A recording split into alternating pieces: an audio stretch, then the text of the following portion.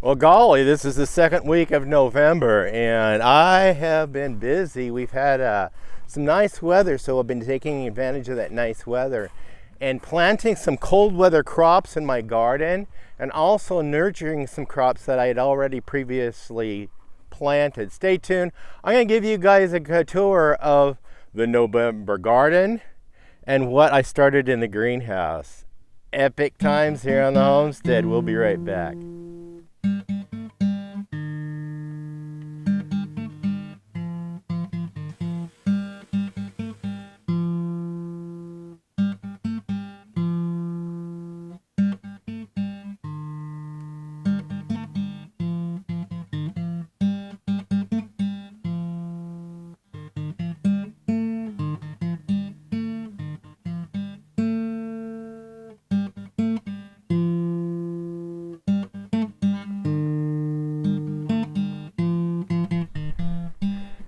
Welcome back to Pine Meadows Hobby Farm. I'm your host, Jerry Hansen.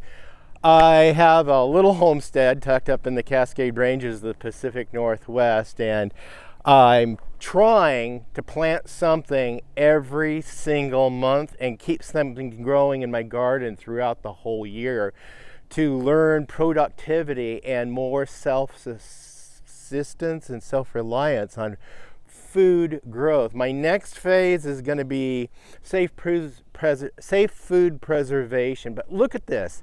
Fall colors, beautiful. The homestead is in all its full splendor as far as this time of month. And being an artist, I really appreciate all the colors.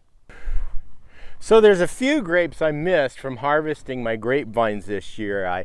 I came up with 8 gallons of juice that I'm turning into wine, and that's from the harvest from these grapes only. Let me share with you guys what I've got growing in the garden right now that we can harvest from right now and continuing in through December, January, February, and March. Yes. This bed right here is strawberries. I'm going to be removing the strawberries and putting them in another bed later this year because I'm expanding my garden, hopefully, fingers crossed. And then I've also got a bunch of asparagus started. Asparagus is a plant you can plant once and harvest for, seriously folks, harvest for generation after generation. This plant keeps producing. I let it go to fern to develop the root system and produce more food. Now in this first bed I wanted to show you this is fennel.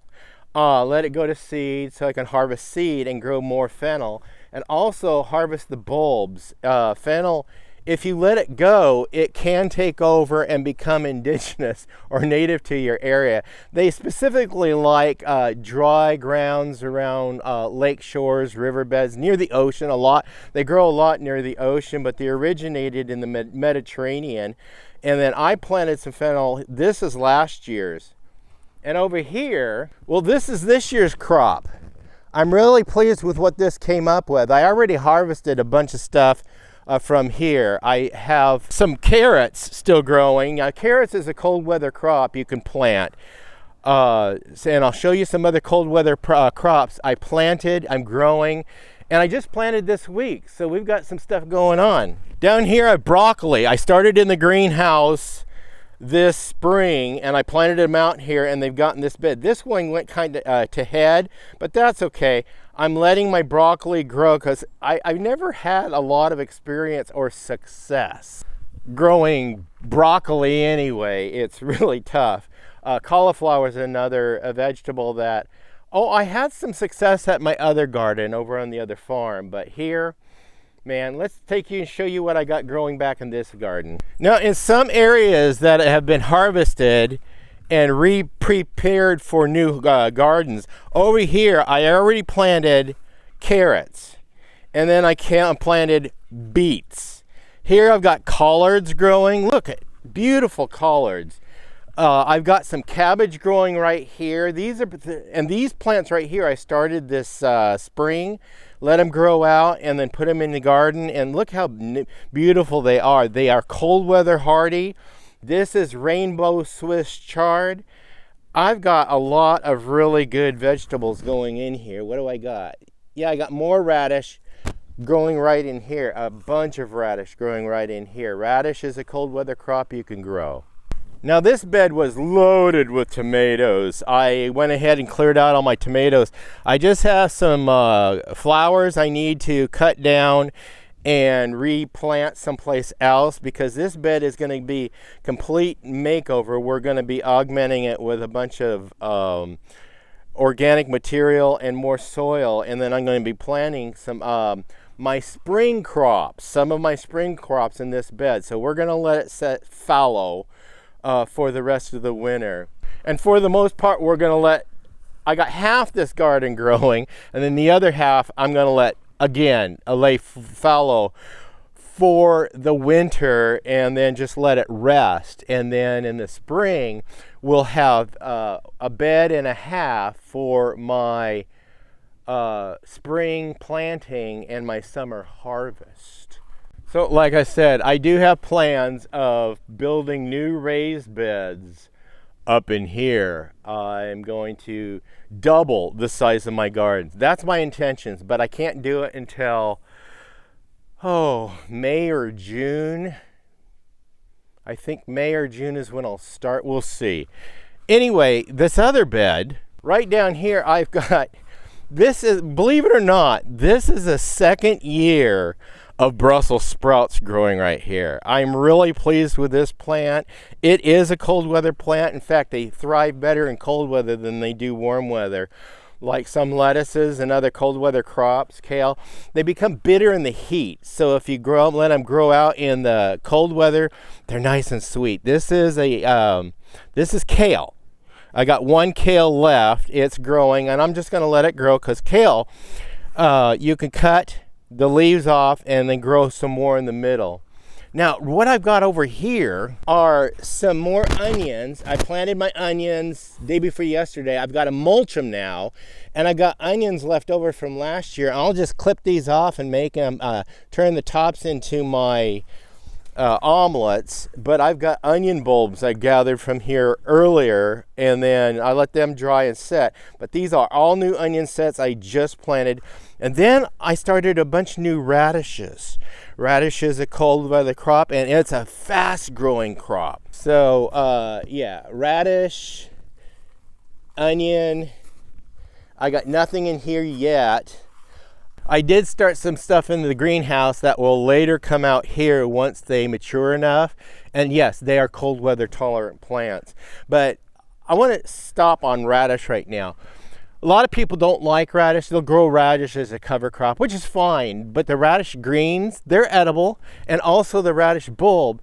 Try roasting radish bulbs and just slicing them up, putting them in a salad. You could do that. Make a radish relish, but try taking a radish. I like to use the daikon radish. It's the big tubular variety, and it really goes down and loosens up the soil and stuff, and it also adds nutrients to your soil as well. So it's a beneficial plant to have in your garden when the planting time is the best time, optimal time to plant those. But the daikon radish, cut them into cubes, and then sprinkle them with olive oil and garlic. And you could saute them, or you could roast them. I love mine roasted. It's like, to me, it's better than a potato. You just put it in a pan, you roast it in the oven, 15 minutes, turn it, roast it for about an hour at 450. It is good. Roasted radish, remember that. And then I did plant some peas along here. I've got one that actually germinated and it's growing.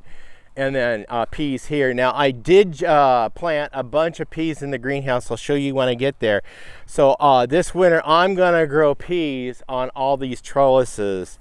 But I just planted my garlic. Right now is the time to plant garlic. But I got to get some of this mulch. I have some mulch up here in the barn I got to get out, and we'll just mulch the garden because it's important to mulch them. And I do have my plastic over here on my garden tractor to be able to tent when I needed to tent for when we get icy. Still have some flowers growing, some chives. I got some thyme, 2 thyme plants, and a bunch of comfrey.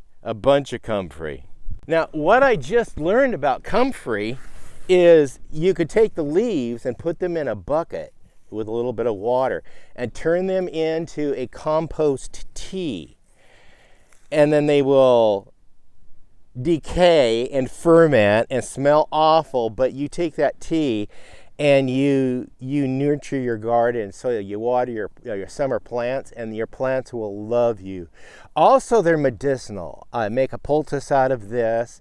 I have a recipe for making a poultice with comfrey, yarrow, and slippery elm as a topical salve to help on something. I won't go into detail about that, but also comfrey is great for giving your livestock. Comfrey is one of those plants that you just plant once and they go to seed and they propagate themselves. So you don't have to worry about it. Just be careful where you plant them. Yeah, they'll grow. They'll just take over. So I'm constantly digging these up. Eventually I'll remove the comfrey from this bed and then plant them someplace in my yard or my farm where I can maybe have the livestock have free range to it, and even the deer. I'm kind of thinking of planting a row of them right there on the other side of the pond along my path. That way the chickens can peck through the fence at them if they want to get some fresh greens. And the last item to have that all out, I need to harvest these. These are loofah. I got to find out when's the right time. I think I'm supposed to wait for them to turn brown, but I keep feeling them. The vines are dead, and I think I just need to, I'll go online. I'll go on the University of YouTube and figure out when and what to do at this point, because I got to get them inside, get this cleaned up, and get ready to grow peas for winter. And in the summer months, we grow cucumbers. Let's go into the greenhouse. I'll share with you guys the neat stuff happening in the greenhouse. So the fall is when I use the greenhouse the most. The fall, winter, spring. Hardly ever use the greenhouse during the summer months because it's so blazing hot in here. And the only reason for using the greenhouse in the summer is mostly to dry out and set food items that need to dry out and set, dry my seeds. Anyway, let me show you. I reorganized in here a little bit. So I got my sunflowers. I still have to harvest some seeds from my largest sunflower and then save those back. But all these, I just toss this in the chicken coop and the chickens just go to town. I use it as a treat. They get one a week throughout the winter months. And then over here is my tomato harvest. I keep them divided. I've got the real green ones over here because I had to really get my tomatoes off the vine. I got some that are ripening here, and then I got a bunch of them that are ripe here, and I got a load of them on the kitchen counter that I have to get into the juicer. I'm going to be making homemade tomato soup. Yum. Anyway, let's go through and I'll show you what I'm growing. In here, I've got cabbage started in 4-inch pots. Or those are 4-inch pots. I got arugula in those 4-inch pots. I got cabbage in these 6-inch pots. 8-inch pots. I've got kale. I've got Bloomsdale spinach growing in there. I've got radish growing in there. I made sure this is fully topped off because it had the soil has to be at least 6 inches deep. And then I've got some lettuce, a variety of lettuce growing there.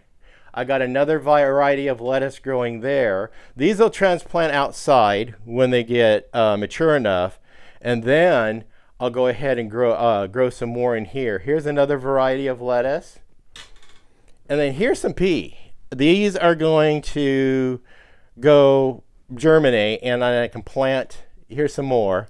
I got 2 things of pea. I'm going to have a lot of peas out there. And that way I can just can peas.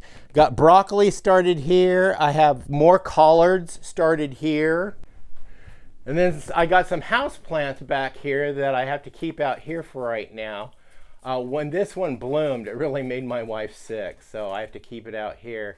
And maybe I can move it into the house until it starts blooming again. And then these, I just didn't have, they need more sun than my house can give, so I have to grow these out in the greenhouse. And then this was a volunteer cherry tomato. I'm growing tomatoes in the greenhouse throughout the winter months. We'll see how long this one lives.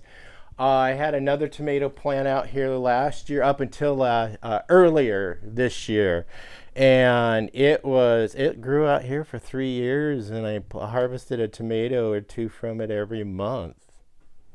And then finally I have, well, the worm bin. This is important to have for gardening. Yeah, the soil's nice and moist. Where are you fellas? I'm looking for Wanda or Wesley, Worm, or even Wilbur. Where are you guys? Oh, they must be deep. Huh. Where'd you guys go?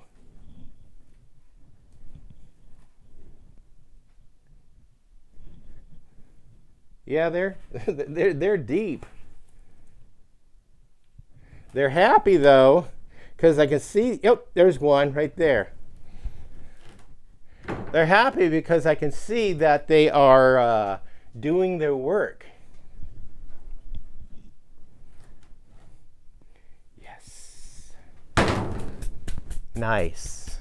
Yes, nice. So,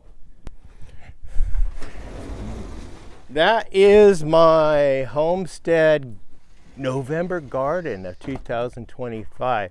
I've been busy, doing the best I can in nice weather. This is beautiful weather. So stay tuned to more videos, and yeah, I've got a couple of things I need to do. I have to repair a furnace on an RV. Stay tuned to that video. Those videos tend to be really popular because I'm surprised at how many people live in RVs, and it helps them out when their furnace fails, and I can show them what to look for and fix it for cheap. Also getting my tractor back here pretty quick, and I've got a video. I've been working on that. Went to the world premiere of a movie that I produced last night with my son, and stay tuned for that show. And I'm working on 5 other film projects. 2 of them are for the network. I'm working with Warner, Disney, Discovery on those, and then a couple of local independent films and another project. So I can't talk much about it, but I'll sit down with you guys and I'll share with you guys the event last night. It was very special. So, yep, never a dull moment on my homestead. I'm Jerry Hansen, your host. This is Pine Meadows Hobby Farm. We're a frugal homestead tucked high in the Cascade Ranges of the Pacific Northwest. Please stay tuned to more videos. You could do that by subscribing, clicking my bell icon. That will alert you to the new adventures I can share with you guys. Yeah. Thank you guys for showing up and watching. Please stay tuned. Be safe. Always be kind. I'll see you guys in the next episode. Today I gotta go take care of beehives over around my friends rhinoceros and buffalo. Yeah, stay tuned for that one. Bye-bye.